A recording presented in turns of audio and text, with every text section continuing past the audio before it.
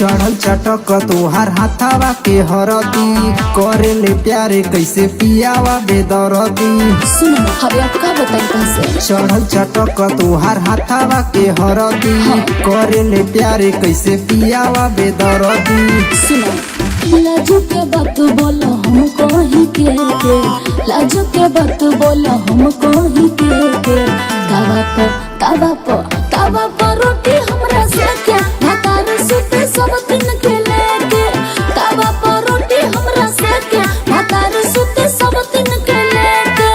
अरे हमार तो किस्मत ही फूट गई।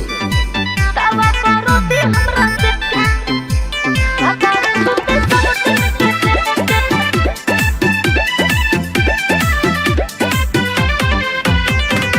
माने परेशान रहनिया से बात न बुझे लगनिया के कितनो बतिया बताइले हमको फिर भी सुतावे नचनिया के।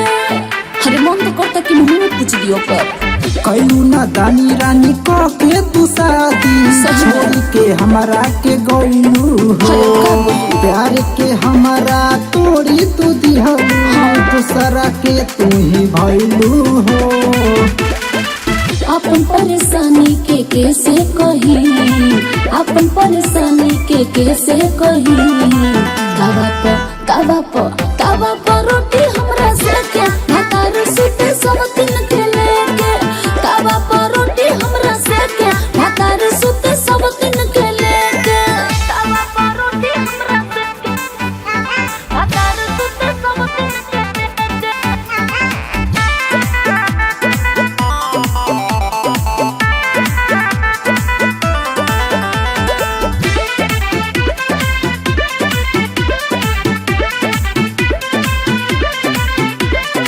चेहरा पोकरा रहेला न गम हो नाम हो ओकर सखी सुनु सरगम हो देखे में लागे लाई तो सबर का अंदर से आई तो गम हो।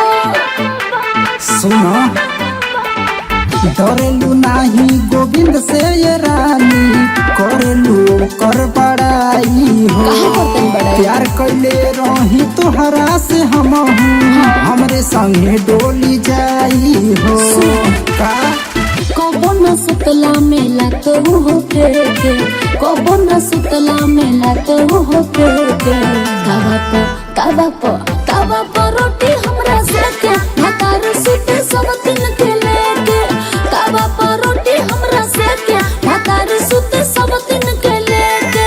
अरे हमार तो जिंदगी बर्बाद हो गई।